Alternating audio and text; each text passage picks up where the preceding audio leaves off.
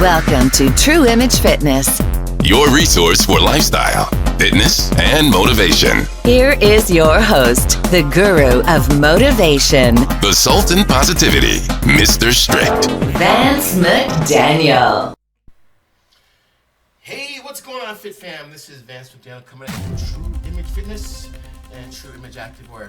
Well, it is Wednesday, early evening, 5:45-ish. And so, I was going to talk to you guys a little bit about the continuation of dropping the carbohydrates out for 4 days, depleting the carbohydrates, and then moving into the next phase.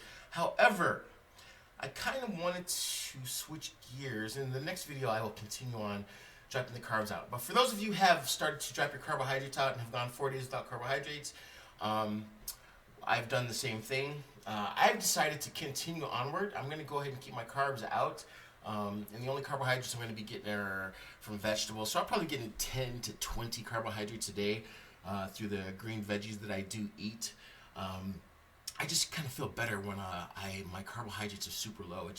It's my metabolism and the way that I go. As I get into increasing my workouts, we'll talk about that a little bit later. I will increase my carbohydrates to about 50 grams of carbohydrates pre-workout every day. You don't really utilize those carbohydrates right away per se, but we'll talk about that later. But today I did want to talk to you guys about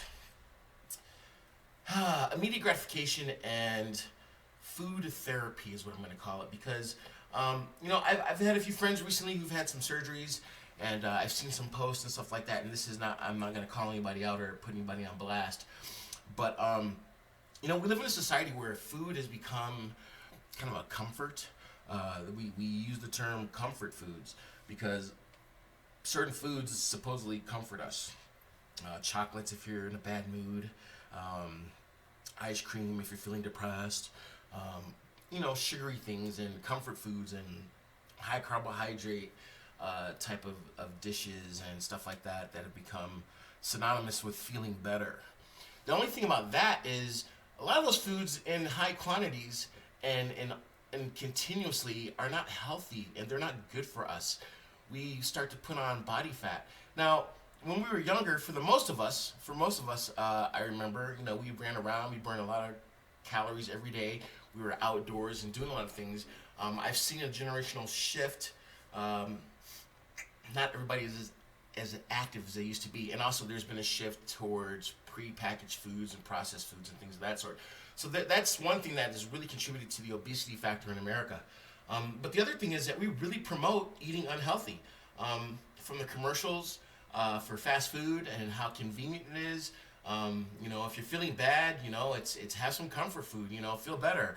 I saw a friend reaching for chocolates after surgery, whereas really after any kind of major surgery, your body is really revved up and it's trying to heal itself and it's burning lots of extra calories.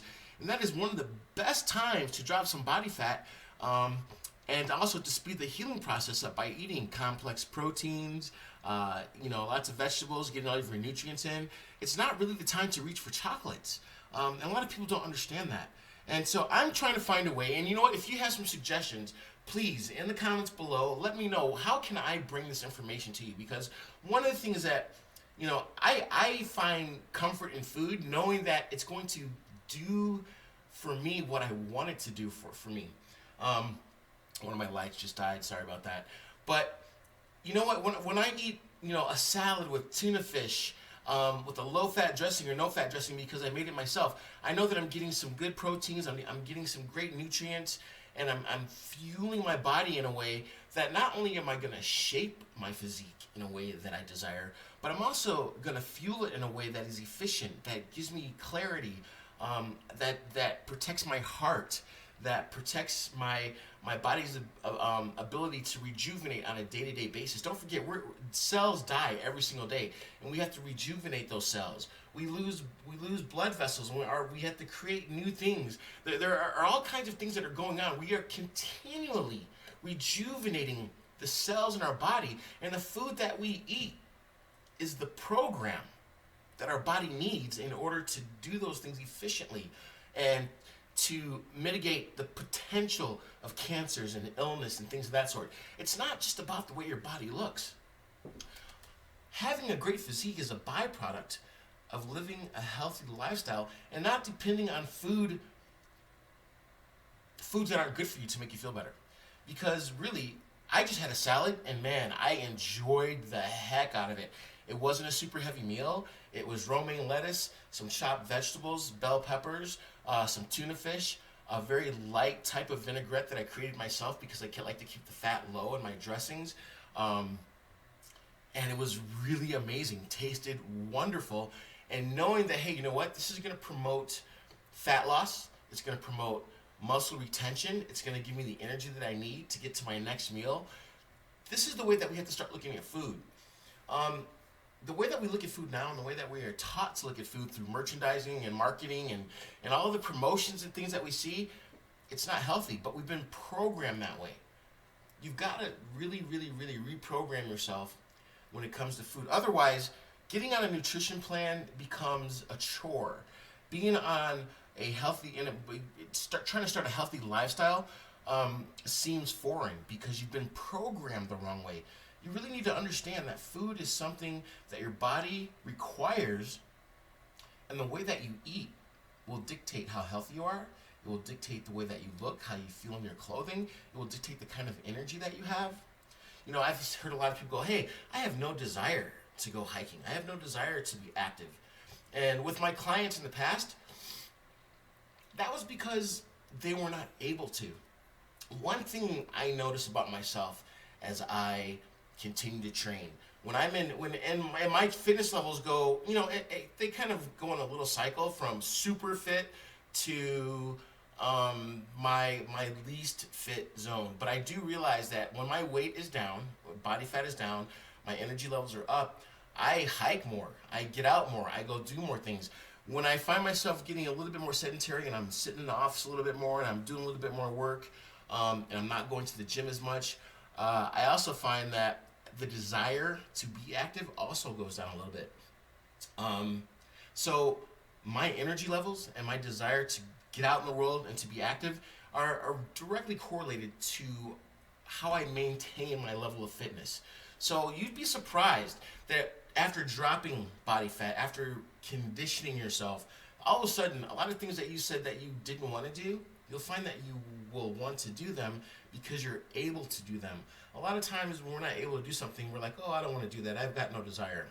You know, it's everything's reciprocal. Everything's connected. And don't ever, ever, ever discount how important that connection is to your longevity, your endurance, your stamina, your clarity. Food is not a drug. Food is a necessity that it's a software program for the biomechanical machine that is us. So think about that. Remember that when you're eating, when you're thinking about eating. If you're feeling bad, you know what? If you're feeling bad and you want to eat something, make a salad. Don't reach for chocolate. Don't reach for gummy bears. Don't reach for ice cream. And if you're sedentary, reach for that stuff even less. Because you can live a healthy lifestyle and not necessarily be fully active. But if you eat correctly, you can maintain a lean physique, a physique that is able to fend off disease and cancers and flus and colds without necessarily being a gym rat. Being physically active is icing on the cake. But food really is the number one thing. Don't forget, you know, I spend about an hour and a half in the gym. That means there's, 23 hours a day, 22 and a half hours a day that I'm not in the gym. And I probably eat every 3 hours.